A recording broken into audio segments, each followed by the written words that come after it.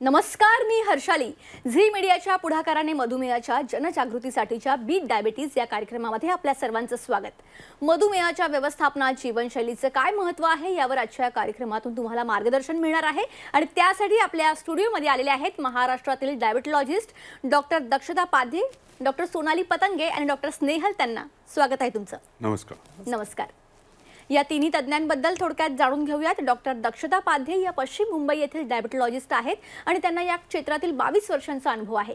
Doctor Sonali Patange या दादर पश्चिम मुंबई येथील डायबिटॉलॉजिस्ट आहेत आणि त्यांना या क्षेत्रातला 24 वर्षांचा अनुभव आहे. डॉक्टर स्नेहल त्यांना हे ज्युपिटर हॉस्पिटल ठाणे येथील सल्लागार डायबिटॉलॉजिस्ट म्हणून काम पाहतात आणि त्यांना या क्षेत्रातला 24 वर्षांचा अनुभव आहे. तर विषयाची सुरुवात करताना डॉक्टर दक्षता पाध्ये तुमच्यापासून सुरुवात करते. मधुमेहाच्या व्यवस्थापनात महत्त्वाची भूमिका बजावणारी मुख्य जीवनशैलीतील बदल कोणते आहेत, इथून आपण सुरुवात करूयात. खूप छान प्रश्न आहे. ॲक्च्युली काय, मधुमेह हा आजारच जीवनशैली बिघडल्यामुळे आहे. सो अनुवंशिक आहे निश्चितच, पण ज्यांना अनुवंशिकता असते त्यांची जर जीवनशैली सुरुवातीपासूनच जर बरोबर नसेल किंवा योग्य नसेल तर त्यांना अतिशय लहान वयामध्ये, म्हणजे अक्षरशः वयाच्या 10व्या वर्षी पण मधुमेह हल्ली होतो आहे. बरोबर. सो जीवनशैली हे तुम्ही आजार झाल्यानंतर नाही बदलायची आहे, आधीपासूनच बदलायची आहे. अतिशय महत्त्वाची गोष्ट आहे.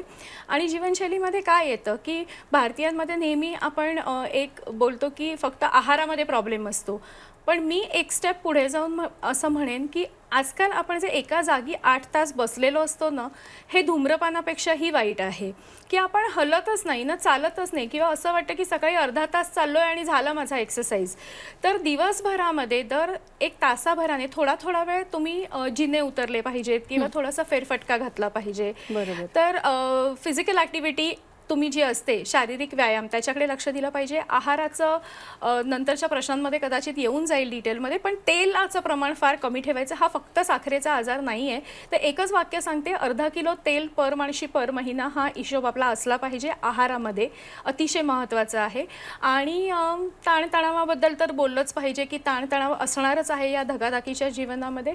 तर त्यामध्ये आपल्याला अतिशय आवश्यक आहे की जितकं होता होईल तेवढ्या गोष्टी आपण फार टेन्शन न घेता केल्या तर अतिशय चांगलं होईल. आणि पुरेशी झोप, व्यसनांना आहारी न जाणं, ह्या थोड्याफार गोष्टी आहेत. ह्या जीवनशैलीमध्ये आपण बदल केला तर आपण आपल्या मधुमेहाची काळजी अतिशय चांगली घेऊ शकतो. म्हणजे एकंदरीतच ॲक्टिव्ह राहणं खूप गरजेचं आहे. अतिशय अतिशय. तर डॉक्टर सोनाली पतंगे, डायबिटीज मॅनेजमेंटसाठी संतुलित आहार किती महत्त्वपूर्ण असतो, किंवा आहाराबद्दल आपल्या प्रेक्षकांना तुम्ही काय मेसेज कराल की आहार कसा असावा? आता हे तर सगळ्यात मुख्य प्रश्न झाला की आहार काय घ्यावा. कारण आता आपण बघतो की आपल्या देशामध्ये जास्त करून कार्बोहायड्रेट्स हे आपल्या मीलचा सगळ्यात मोठा भाग असतात खाण्याचा. तर त्याच्यामध्ये आपल्याला बॅलन्स आणायचं आहे.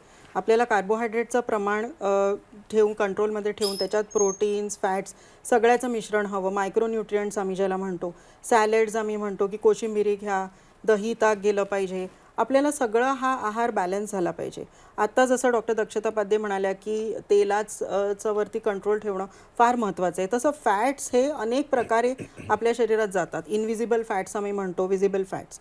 विजिबल फॅट्स म्हणजे जे आपल्याला ॲक्च्युली दिसतं, जे आपण तेल, तूप, बटर जे घालतो, पण खोबरं, शेंगदाणे हा पण एक इनव्हिजिबल फॅट आहे जो आपल्या कित्येक लोकांच्या खाण्यामध्ये येत असतो. तर ह्या सगळ्याचं टोटल नियंत्रण ठेवलं पाहिजे आपल्याला.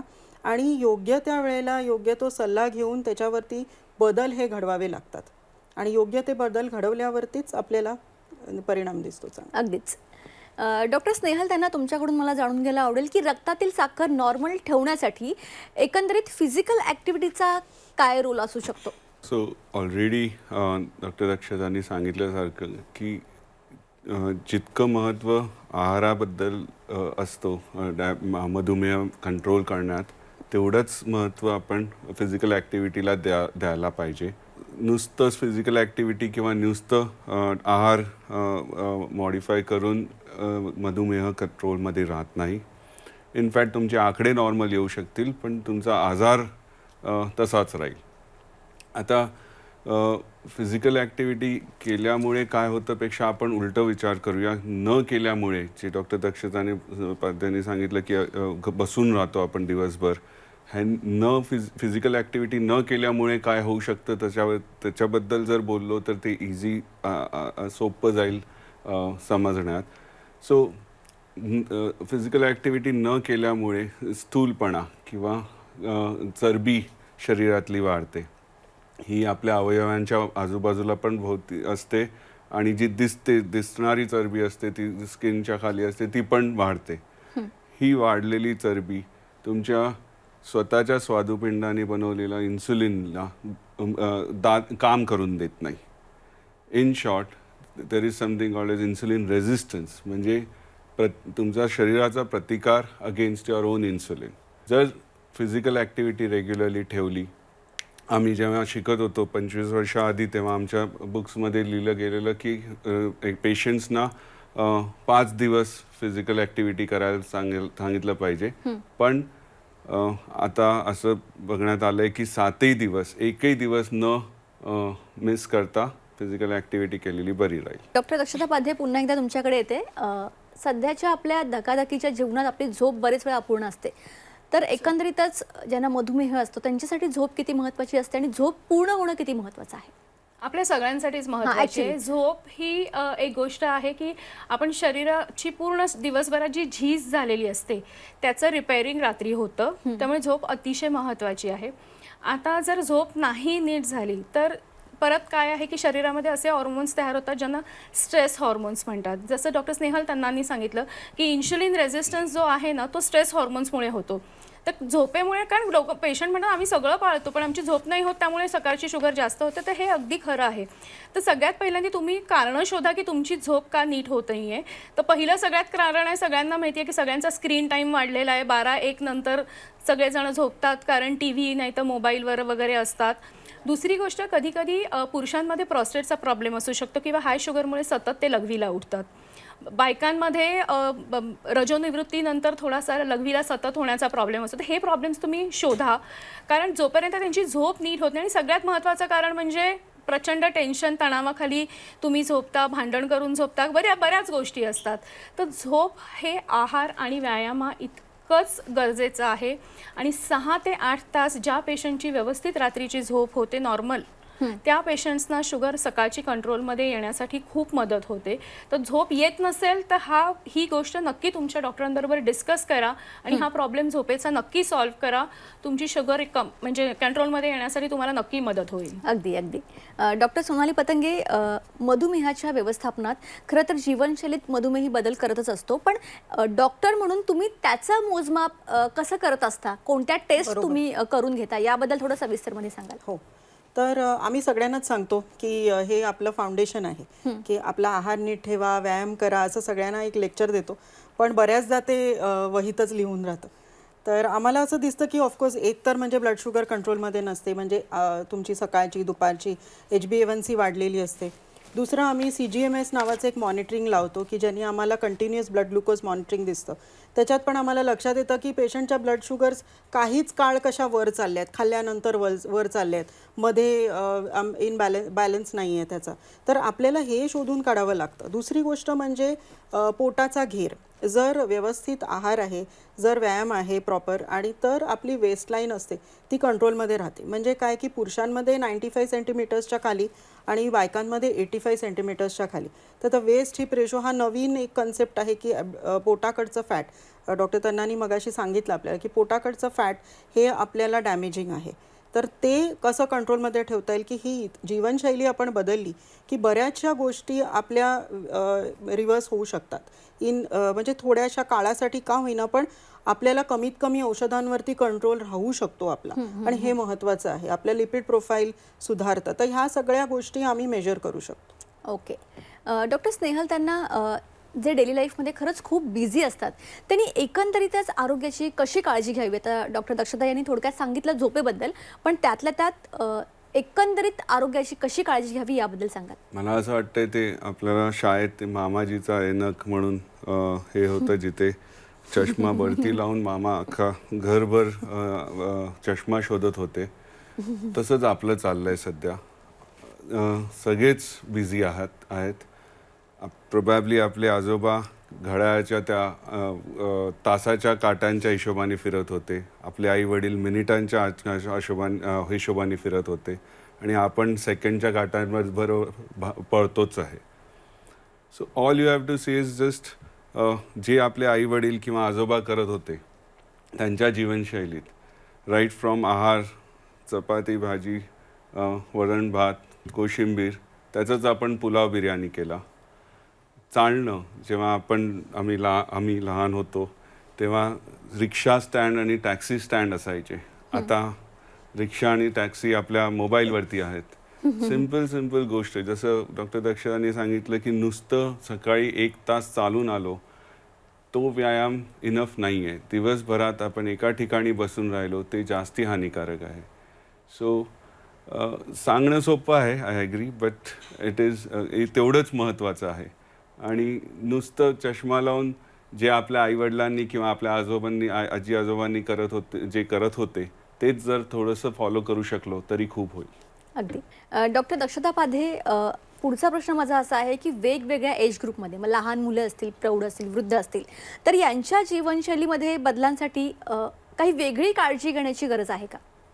प्रत्येक पेशंट हे एक पुस्तक असतं, तर ते वाचूनच त्याची ट्रीटमेंट झाली पाहिजे, कारण प्रत्येक पेशंट हा वेगळा असतो. त्यामुळे तुम्ही शुगर फास्टिंग इतकी आहे, पोस्ट लंच इतकी आणि हे फक्त आहारामध्ये पाळा अशी एक आहाराची तुम्ही डाएट शीट म्हणतात ती नाही देऊ शकत. पहिल्यांदा समजून घ्या की तो मुलगा आहे छोटा, तर तो मुलगा पण किती खेळणार आहे. तो स्पोर्ट्समन एक मुलगा असू शकतो, एक फार अभ्यासू असू शकतो. तर त्याप्रमाणे त्याच्यामध्ये तुम्हाला बदलाव केला पाहिजे की स्पोर्ट्समन असेल तर त्याला अजून थोडासा कदाचित फिजिकल ॲक्टिव्हिटी केली पाहिजे, आणि जो मुलगा 8 तास एका जागी बसून अभ्यास करतोय त्याची फिजिकल ॲक्टिव्हिटी वाढवली पाहिजे. कोणताही पेशंट असो, कुठल्याही वयोगटातला असो, त्यांचं किचन समजून घ्या तुम्ही. प्रत्येक साऊथ इंडियन पेशंटला तुम्ही एकदम सगळं भाताचे पदार्थ बंद करा, इडली बंद करा करून पराठे खायला नाही देऊ शकत. सो जीवनशैली ही त्यांच्या कल्चरल हॅबिट्सप्रमाणे पण केली पाहिजे. वृद्धत्वामध्ये युजली डिप्रेशन आणि लोनलीनेस फार असतो, तर त्या जीवनशैलीवर त्या डिप्रेशनचा काही परिणाम होतो आहे का हे शोधून काढा. समजा एखादी स्त्री आहे तर ती रजोनिवृत्तीला आली असेल तर कम्प्लिटली हॉर्मोन्स तिचे वर खाली झालेले असतात, तर त्या हॉर्मोन्सची तुम्ही काळजी घ्या, तिच्या मूड स्विंग्सची काळजी घ्या, तिची शुगर आपोआप कंट्रोलमध्ये येईल. एखादा यंग माणूस आहे जो बिझनेस क्लासमध्ये आहे, त्याच्या खाण्याच्या वेळा नसणार आहेत व्यवस्थित, 6-6 तास मीटिंग्स चालणार आहेत, तर त्याला खाण्याचे ऑप्शन्स असे वेगळे दिले पाहिजेत. त्याला त्याच्या बिल्डिंगमध्ये जर 20व्या मजल्यावर असेल तर त्याला सांगायचं बॅकस्टेअर्सवरनं जिन्यावरती वर खाली कर, कारण त्याच्याकडे नाही आहे रोज सकाळी 1 तास एक्सरसाइज करायला. तर समजून घ्या, प्रत्येक पेशंटचा वयोगट समजून घ्या, त्याची जीवनशैली समजून घ्या, तरच तुम्ही ती जीवनशैली मॉडिफाय करू शकाल आणि त्याला नीट ट्रीट करू शकाल. अगदी. डॉक्टर सोनाली पतंगे, आता सगळ्यात महत्त्वाचा प्रश्न की डायबिटीजसाठी जीवनशैलीत जे चेंजेस आहेत ते अंगीकारण्यासाठी डिजिटल प्लॅटफॉर्म असेल किंवा मोबाईल ॲप्लिकेशन्स असेल, कशा पद्धतीने डेव्हलप केले जात आहेत याबद्दल थोडं सांगा. हो, हल्ली आपल्याला खूप दिसतंय हे येतंय नवीन, पण आय विल से की हे यंग जनरेशनला जास्त ॲप्लिकेबल आहे, आणि जे मोबाईल फ्रेंडली जनरेशन आहे त्यांना हे जास्त डिजिटल प्लॅटफॉर्म्स ॲप्लिकेबल आहेत. पण आता अनफॉर्च्युनेटली तसंच होतं आहे की आम्ही सगळेच आमच्या क्लिनिक्समध्ये बघतोय की आमचा एज ग्रुप शिफ्ट झाला आहे. म्हणजे पूर्वी आमच्याकडे जसे सिनियर लोक यायचे, आता आमच्याकडे तेवढेच 50% पेशंट्स आमचे यंग आहेत.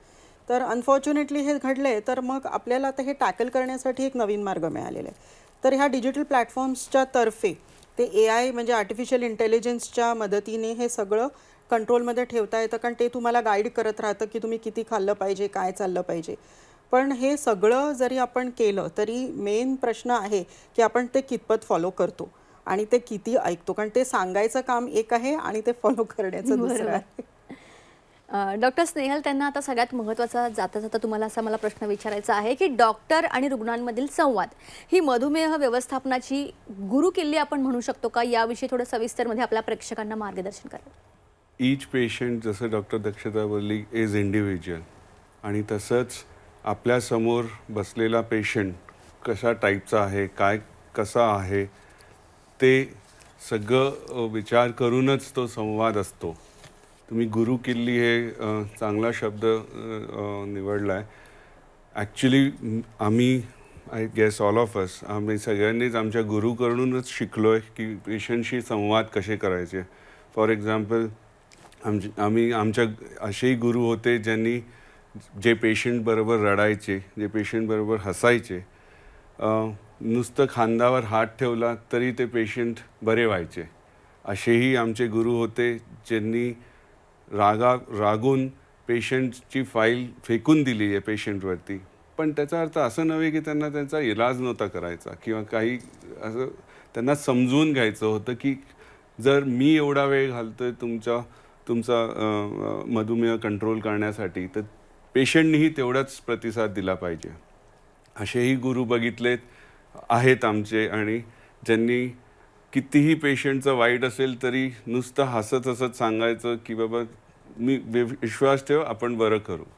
सो हा संवाद over a period of time खूप बदलला गेला आहे. म्हणजे मला आठवतं आहे की माझा एक शाळेचा मित्र होता, त्याचे आजोबा डॉक्टर होते ठाण्यात.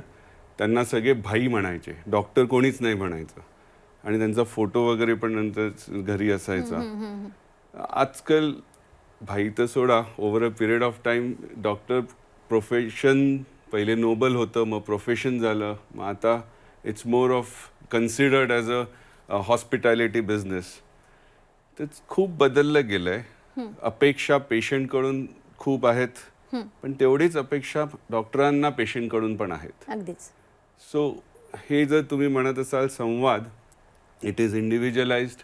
जेव्हाही आपल्यासमोर एक पेशंट बसतो तेव्हा ह्यापैकी या एवढे सगळ्या गुरूंकडून जे शिकलोय त्याच्यातला कुठला गुरु निवडावा आणि ते काय बोलतील या पेशंटना, हे विचार करून संवाद केलं तर खरंच खूप फायदा होतो. अगदीच.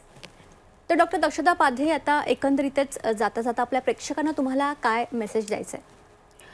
प्रोग्रामचं नाव आहे बीट डायबिटीज. तर आपल्याला काही डायबिटीजला हरवायचं वगैरे नाही आहे, कारण आपण युद्धात नाही आहोत कुठेही. मधुमेहाला मित्र समजा, कारण ऑटोमॅटिकली त्याचा हात धरून चाललात तर तुमचा आहार, व्यायाम, सगळी जीवनशैली बदलणार आहे, आणि बाकीचे हृदयरोग, किडनीचे रोग आणि ब्रेनचे रोग सगळे दूर राहणार आहेत. आणि सगळ्यात शेवटी स्वतःवर प्रेम करा, ते फार इम्पॉर्टंट आहे. प्रत्येक डायबिटिक पेशंटने कॉन्फिडंट राहा, स्वतःवर प्रेम करा, आणि काही आकाश कोसळलेलं नाही आहे, सगळं व्यवस्थित होणार आहे. अगदीच. हो, आय थिंक सगळंच डॉक्टर दक्षता पाध्येंनी व्यवस्थित त्याचा एक सारासार करून सांगितलं आपल्याला. फक्त मी एवढंच म्हणणार आहे की शॉर्टकट्स नसतात, त्यामुळे जे जसं होतं, जेच आपल्याला 1, 2, 3 स्टेप्स हे करावेच लागतात. डायरेक्टली स्टेप 3ला आपल्याला नाही जाता येत, आणि ते 1 आणि 2 तितकेच महत्त्वाचे आहेत जितके की 3 आहे. म्हणजे मेडिसिन्सपेक्षा डाएट, एक्सरसाइज, लाईफस्टाईल मॉडिफिकेशन हे सगळं तितकंच महत्त्वाचं. जेव्हा आपल्या घरात एखादा डायबिटीज पेशंट असतो तेव्हा आपण त्याची अति काळजी घ्यायला जातो, तर त्यामुळे त्याला काही बॉडीवर काही परिणाम होऊ शकतो का डॉक्टर दक्षता?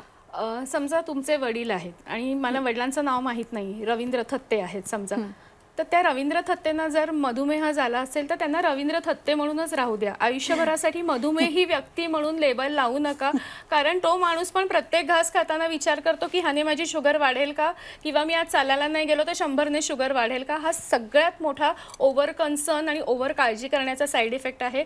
त्या थत्ते साहेबांना थत्ते साहेब म्हणूनच जगू द्या, नाही तर आयुष्यभर ते असं जगले की मला प्रत्येक घासाला मी मधुमेही व्यक्ती आहे, तर त्याने जो स्ट्रेस तयार होतो आणि जो गिल्ट येतो प्रत्येक घासाबरोबर, तो त्यांना येऊ देऊ नका.